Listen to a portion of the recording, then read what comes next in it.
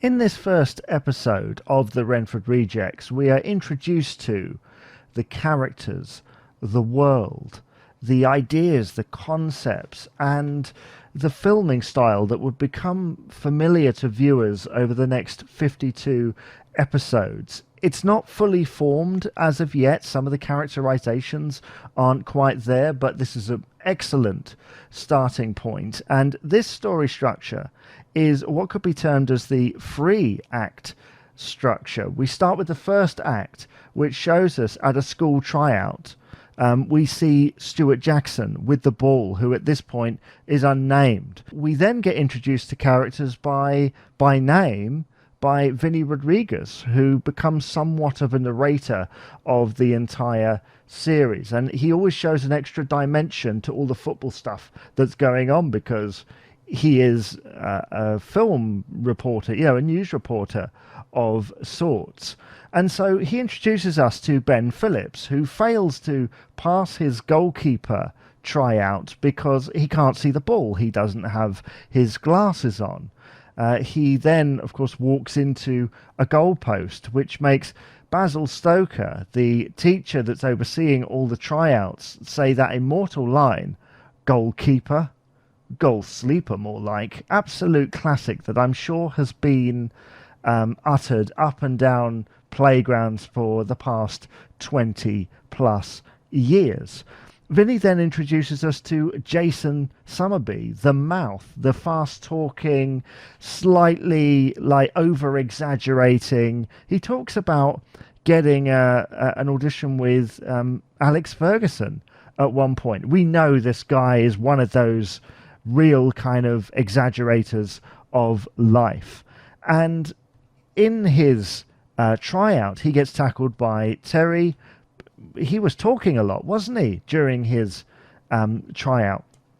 We then meet Bruno, or is it Barry Grade, the Italian, or is he not Italian? We don't really know at this point. We just know that he is somewhat an eccentric character in some ways, sort of displaying some of the characteristics that Jason has, but in a slightly different way. We then have that brilliant line, which has been repeated over and over again. It's an iconic line where Basil stands over Bruno as he's failed to do an overhead kick, and he says, "Oh, you like all that, do you?" And Bruno replies with, "Football is an art." And out comes Basil with the classic Stoker line, "Football is a man's game." That's what he believes in this situation, and that sets up one of the themes for the episode.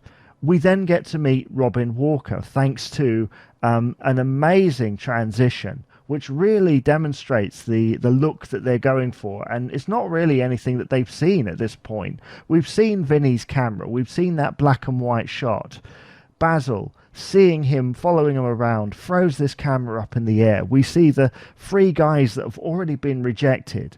As it flies up in the air, it then goes to the ground, and we see Robin talking to Terry. And of course, Terry's just reiterating what Basil was saying, was that girls can't play football, girls can't do that, and those are the ideas. And of course, she's frustrated because she feels like she'd do really well in that environment.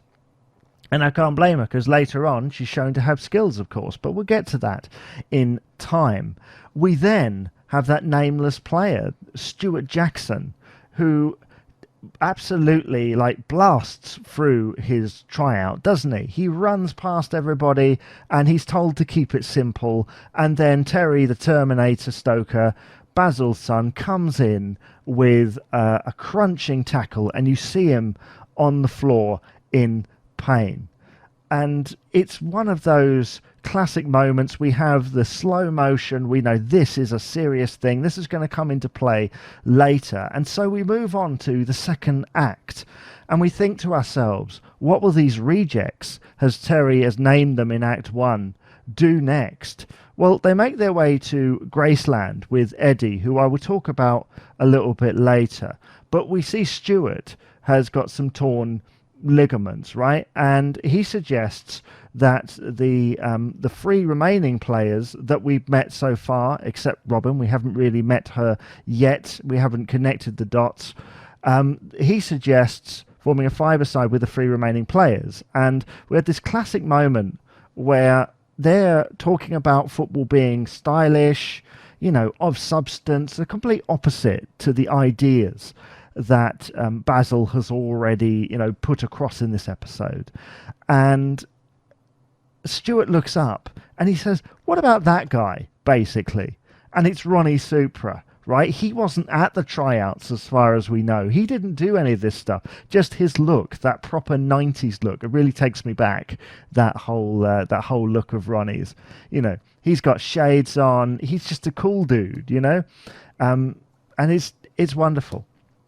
Then finally, while training, they come across Robin Walker. Well, first they think it's a guy, and then, of course, she takes off her hat, and it's revealed to be Robin, and it's clear that she has skills.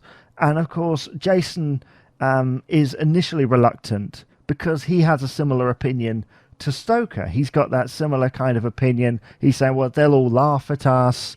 And I love how this is resolved with a demonstration of her knowledge. There was a comment about her thinking, Terry must think that she should be in the kitchen and all that type of thing. And she pretty much proves she knows her stuff about football. Robin is such a cool character.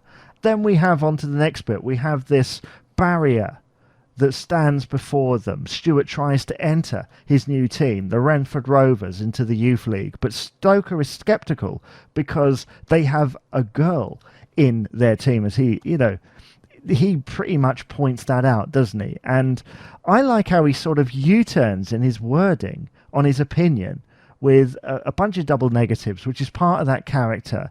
And he says something along the lines of, "I don't care if she's Bobby Charlton. She ain't going to get nowhere with this little lot," which, as I say, feels somewhat like a U-turn. So as we get into the final act, that third act, we have the first match with the Rejects, as they are now named because of Terry, against the Razors, who've never been scored against. And that brilliant moment where we've got the lightning seeds coming in and Jason squares up to Terry and says, "See you out on the pitch." And I love the resolution of this entire thing. It's completely gone to pot, right? They're being scored against. It's bam, bam, bam, bam, bam. Can't get anywhere. They decide to change formation. And then it's resolved, right? They don't really win as such. They just get a kind of victory. Because I love the resolution. It's Ben's save, Jason's kick, Ronnie's header, Bruno's overhead, and then Robin's brutal tackle on Terry, bash, and subsequent goal with some very fine skill. And the thing is, they may have lost 5-1, but it was a moral victory, as Eddie later on termed it. And, in case you didn't know, there's a little Easter egg here for fans of the show who might not know this little tidbit. So the celebration at the end, where they have just scored that goal, and you see this random guy come out right to the right hand side of the screen, and he's jumping up and down, and we've already met Eddie at this point. That's not Eddie. That's not the Eddie we know. That is an actor called Campbell Morrison, and they filmed this pilot in 1996, and Campbell Morrison was Eddie in the pilot.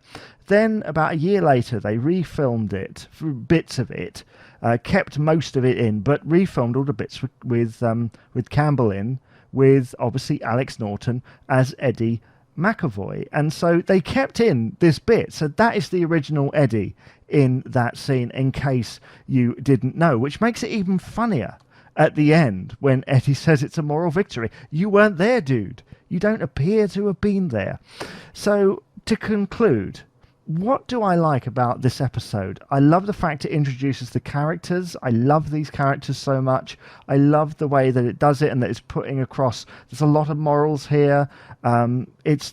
it pretty much sets up the themes for the series. Do not count these guys out. Sorry, do not count these people out, right? They are winners in their own way, and together they're pretty awesome, aren't they? And just as a side note, because I know that this gets termed a lot, right? People who watch that first episode and they go, oh, Eddie's a bit of a rubbish character. He just wants to be Elvis. No, this is the characterization I was talking about. In the first few episodes, he's that rocking, sliding, guitar dude who is quoting Elvis with his wife, Priscilla, all the time, right? But they do smooth that out and he becomes less of a caricature later on. So there is some slight character changes as the series goes on. So there we are. That is the end of episode 1 of the Renford Rejects. Let me know what you think of this episode in the comments below. Is it one of your favourites? Is it one of the best